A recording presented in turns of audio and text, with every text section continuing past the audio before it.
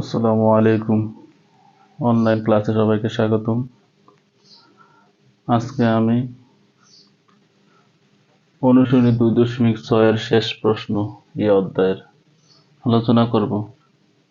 চতুর্থ শ্রেণী, পৃষ্ঠা 33। শেষ প্রশ্নের নম্বর হচ্ছে 12। তো প্রথমে আমি প্রশ্নটি পড়তেছি। একটি পার্কে একটি বট গাছ ও একটি পাইন গাছ আছে। 150 বছর পূর্বে গাছ দুটির বয়সের যোগফল ছিল 2961 বছর। বর্তমানে পাইন গাছটির বয়স 1432 বছর। 200 বছর পর বট গাছটির বয়স কত হবে? তার মানে 200 বছর পর বট গাছটির বয়স বের করতে হবে। ঠিক আছে, মনে করি একটি বাগানে দুটি গাছ আছে, অনেক পুরাতন। দুইটার গাছের বয়স টোটাল কেন দেওয়া আছে তোমার 2961 বছর।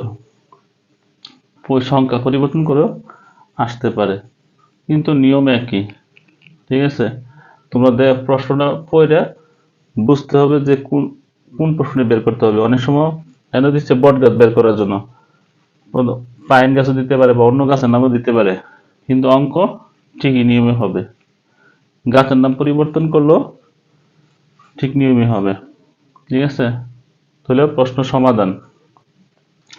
150 বছর পূর্বে বা 300 বছরও থাকতে পারে বা 600 বছরও থাকতে পারে। যদি একটা গাছের বয়স যদি 150 বছর হয়, তো দুইটা গাছের বয়স 300 বছর। আবার যদি 300 বছর একটা গাছের বয়স, তাহলে দুইটা গাছের বয়স 600 বছর। এইভাবে পর্যায়ক্রমে বাড়তে থাকবো। তাহলে 150 বছর পূর্বে গাছ দুটির বয়সের যোগফল 2961 বছর। সুতরাং বর্তমানে গাছ দুটির যোগফল 2961 সাথে যোগ হইব দুইটা গাছ না, একটি হচ্ছে পাইন গাছ, একটা হচ্ছে বট গাছ। তাহলে 150 হইব কত? 300। তো যোগ করলে 3261 বছর। ঠিক আছে, তোমরা চলো রাফ করতে পারো ডান পাশে। তাহলে একটা গাছের বয়স 150 বছর, আর আরেকটা গাছের বয়স 150 বছর। 150 যোগ করলে হয় কত? হয় 300। তো এই 2961 সাথে 300 যোগ করলে হয় 3261 বছর। ঠিক আছে, আর বর্তমানে গাছ দুটির যোগফল, এই যে আমরা যে প্রশ্নটা যোগ করে পাইলাম, এটাই আবার লিখলাম। বর্তমানে গাছ দুটির যোগফল 3261 বছর। তো বর্তমানে পাইন গাছের দেওয়া আছে, একটা গাছের বয়স এখানে উল্লেখ করা আছে। তো বর্তমানে পাইন গাছটি দুটির বয়সের যোগফল 1432 বছর, মানে 1432 বছর। তো বিয়োগ করে বর্তমানে বট গাছটির বয়স, কারণ তো পাইন গাছের উল্লেখ আছে, তাহলে বট গাছের কথা উল্লেখ করে নাই। তো বিয়োগ করে বর্তমানে বট গাছটির বয়স এত। অনেক সময় পাইন গাছ হইতে পারে, তখন এখানে বট গাছের জায়গায় পাইন গাছ হইব।